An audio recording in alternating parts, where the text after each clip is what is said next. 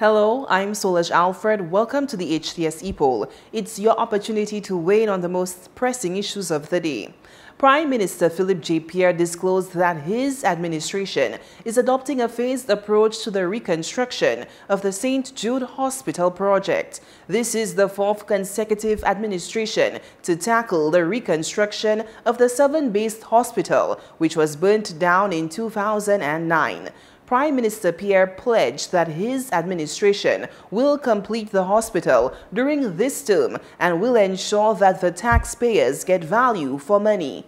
So we ask, do you support the Prime Minister's phased approach to the reconstruction of the St. Jude Hospital project? We took to the streets to get your opinion, and here's what you had to say. Well, first to begin, I support the phased approach. Maka support this first building, building sa maka support this. Right? Because tout le monde sait bon bagay yo pose, maka support the phased approach as I said this. Well, somehow we need St. Jude's to be completed. If that is the approach, I have no problem with it. Yes, of course, it is a way of relieving the stress as far as health is concerned. So whatever way we can get it done, I'm in support. I do not. I mean, so much money has been spent on St. Jude's already.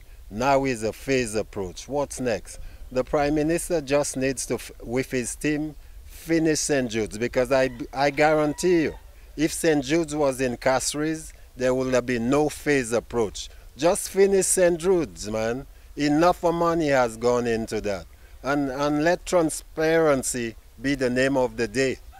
Yes, Munba. Fully support, because what really happened there, the PM state, we have to take our time to make sure we complete St. Jude. So we have to go on phases, you know, because the UWPs don't want St. Jude to finish. So they will always support all the puppy show. The opposition is in there. But God is good. God is good. We must finish St. Jude's. Well, it's a good idea, you know, any society that is being developed and you're not seeing infrastructures in place, then there is no growth. So once the hospital will be open for the people of St. Lucia, I believe that a phased approach is acceptable, and it's something long in the making. I believe that the hospital should be open. So it's a good take. It's a good take. I support it. A phased approach doesn't make no sense, because first of all, when UWP came in power, the government said that the hospital was months away from finishing. UWP came, they built another thing. Y'all say if y'all was there, the hospital would open in a year. Y'all get in power now, a year passed, that hospital is open. What phase? That's 13 years going on. You let people of Lucia get something that they can say, we have a hospital instead of a stadium for hospital. No phase, give us a hospital. No phase, hospital we want open, fully furnished. We don't support the idea. The big feeding I support the idea. The big Benui, because he allait pour un stadium à Ratobe. C'est allé pour faire ça. Depuis ça tu as fini Manu, c'est ça nous voulons. Yes, I agree with that, because when you building by stages, when you building, you have to bring the foundation and build blocks on top, then you build up the roof. So I know for sure you'll feel St. Jude for sure before the 5 years. That is one of the important things that we need right now there. We need a hospital that's well equipped for everybody, because that's no we knew St. Jude was. So the Prime Minister will finish St. Jude for us. All efforts must be done by this current Prime Minister to have the completion of St. Jude's before his term ends.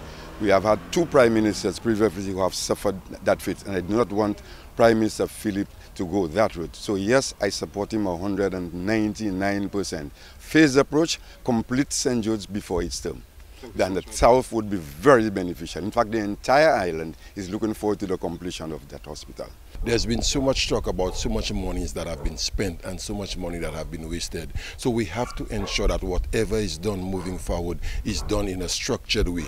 If going through a phased approach is going to provide us with an opportunity for more accountability and ensure that the work is done properly, I would believe that is the way to go. Because everybody now wants there to be a level of transparency, they want there to be a level of accountability. I believe if every time that we go through a phase, ways that the accountability can be made available to the public, that may be more understanding by the public. So yes, in terms of taking a structured approach and going by phases, I would want to be along with the Prime Minister in that area.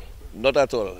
I believe they have foundation and everything already, so just finish the project, then nothing like phases. Just give us everything so we can go back to the hospital. Thanks for those responses. Now to our new discussion.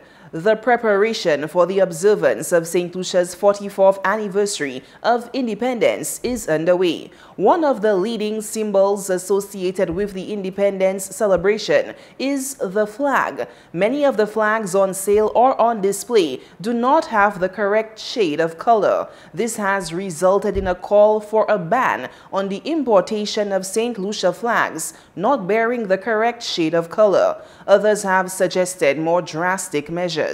So we ask, do you support a ban on the importation of the St. Lucia flag with the incorrect shade of color?